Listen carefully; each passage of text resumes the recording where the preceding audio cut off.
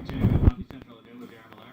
Today, joined by John Shannon and Doug McLean, and we're going to dive right into our guest today, Ray Shero, New Jersey Devils general manager, joins us today, who is got a team that's right there in the playoff chase in the Eastern Conference, owning the first wild card position. And Ray, congratulations on your team's performance, Taylor Hall's performance this year, and tell me you've got some news about your starting goaltender tonight to tell us.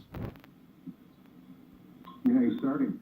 And no, Corey Schneider, is good to go tonight. He's taken off IR, and he played one game the other night in Belleville for the Binghamton Senators, our Binghamton Devils, our farm team. And so he's been out for a little while here, but he's good to go. And Keith Kincaid has been fantastic, 5-1 his last 6 starts. So and Eddie Lack, when he played, went really well and stole us a game there in Tampa Bay 10 days ago. So, but great to have Corey back, obviously, and knock on wood, everything goes well, and get him back in the group here, and knowing he's going to be right there as well. So that's good news. So Taylor Hall, Heischer, Bratt, Grabner, Palmieri, Butcher, Wood, and Gibbons, and Vatanen. Those are your top 6 or 7 goal scorers. Were any of them there before you took over? That's a rebuild, my friend.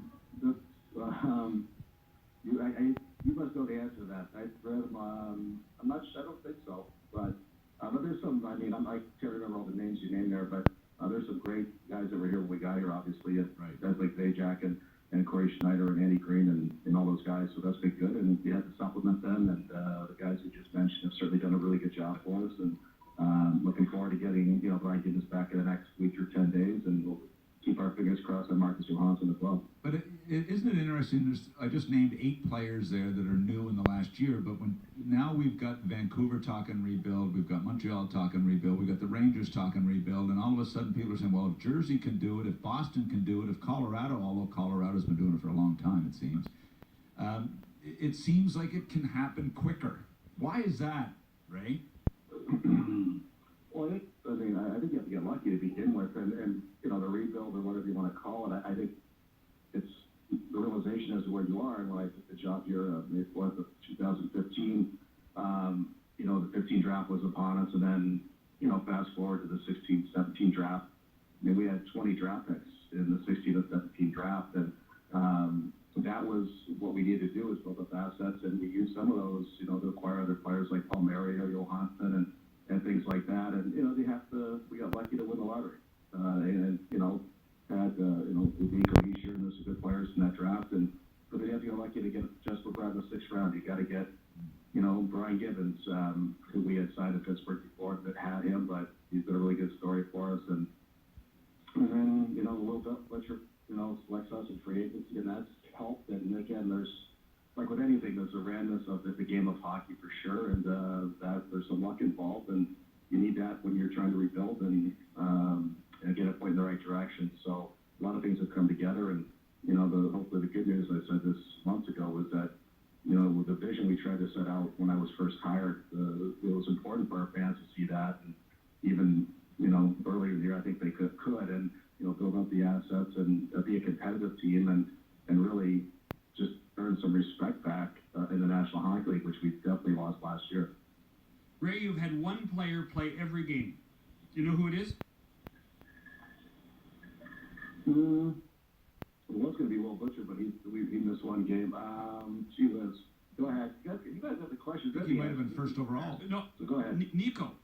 Nico's the only guy in your team who's played every game. How concerned is Sit this him out tonight. How concerned are you at this time of year about a guy who's probably never played this much hockey at this intensity, at this level, as you get towards the playoffs? I really, honestly, John, I really have zero concerns. And the reason I say that is you have concerns about all your players the course of the year. And it could be a 35-year-old guy or a 30-year-old guy or an 18-year-old guy.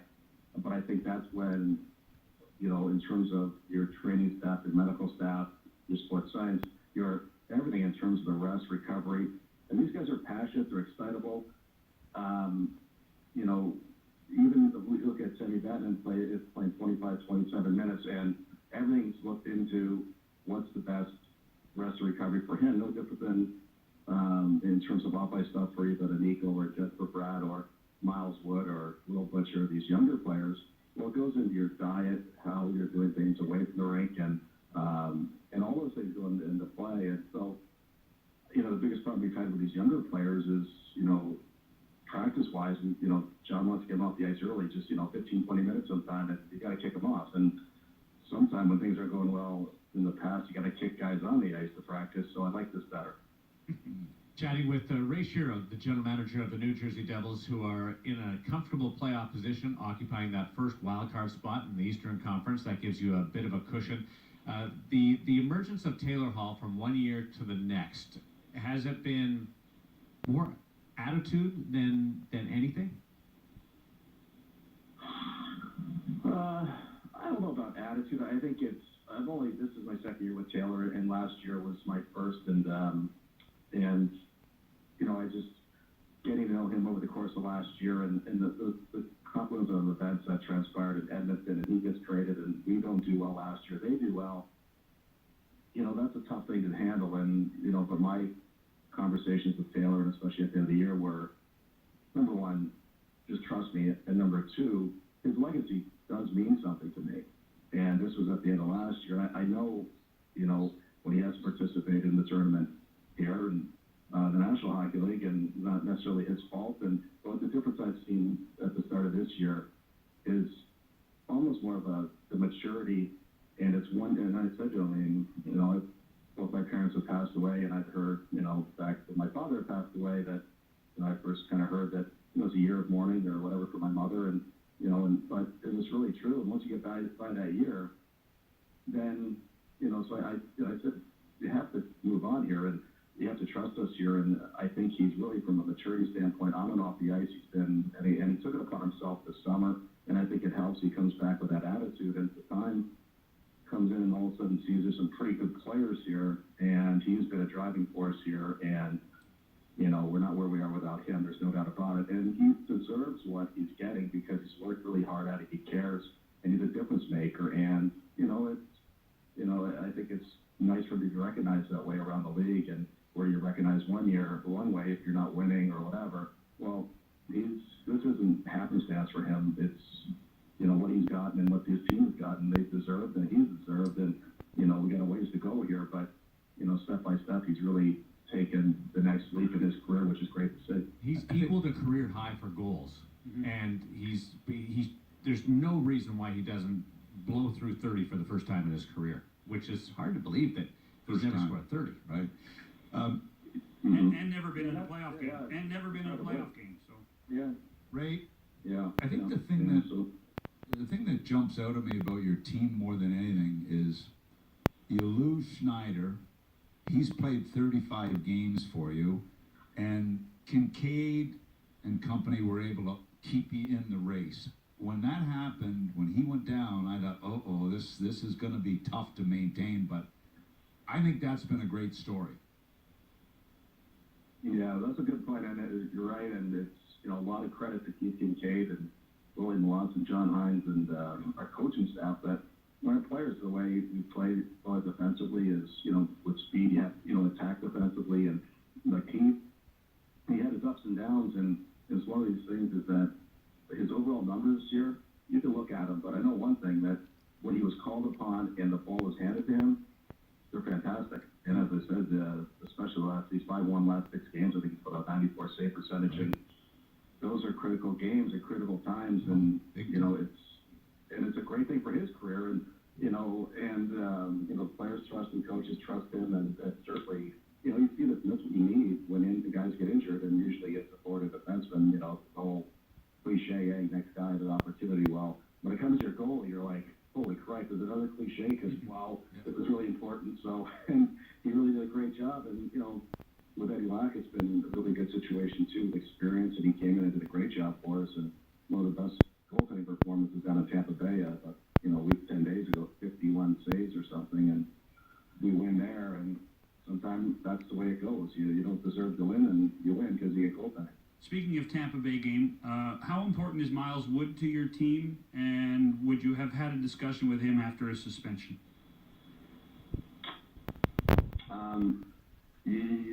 Very much so, and yes, of that. He's very important to our team.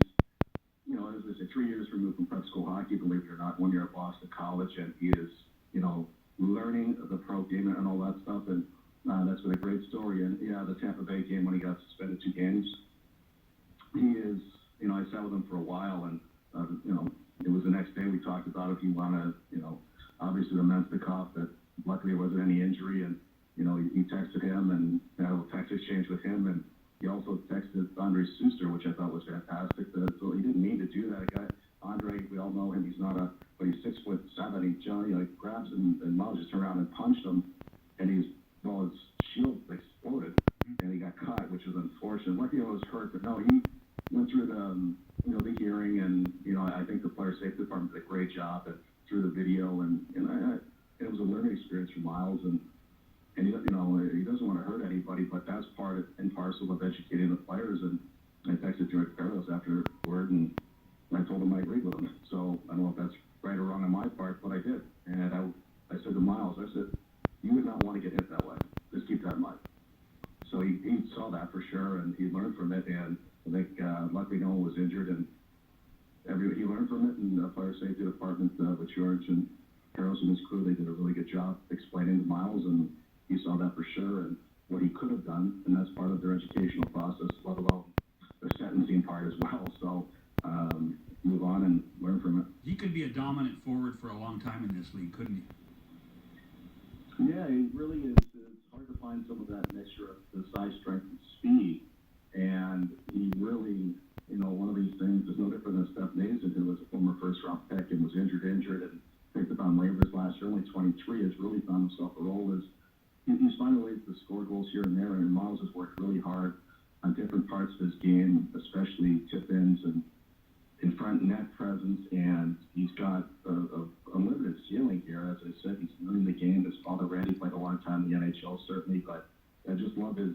enthusiasm. He's naive about a lot of things. About, you know, 3 years ago, he's playing for, you know, Nobles in the prep school, and, you know, it's a big jump, and that's part and parcel of the enthusiasm of your group, and both in the short and longer term of what you're trying to do, and that's what you need. And so that with the veteran guys that we have and how they bought in has been a good recipe to put us in this position anyway, and, you know, have some meaningful hockey, which is what we tried to do at the beginning of the year, and, you know, when it came to March, so at least we got this far anyway. You couldn't have pulled the trigger on the Patrick Maroon deal a couple hours earlier, just to give us something to nibble on Monday?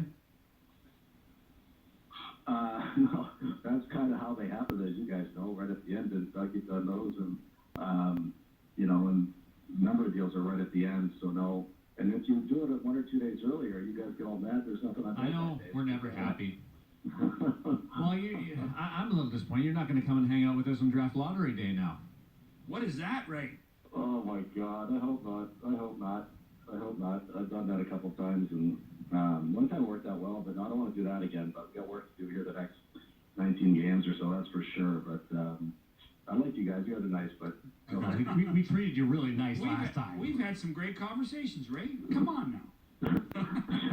If you say so. Thanks for doing Somebody this. else in the lottery. Congratulations Good on luck, getting Ray. Corey back, and Taylor, and this fast team that you've got going. Doug made the mention of all the names, and you deserve a lot of credit there. Thanks, Ray.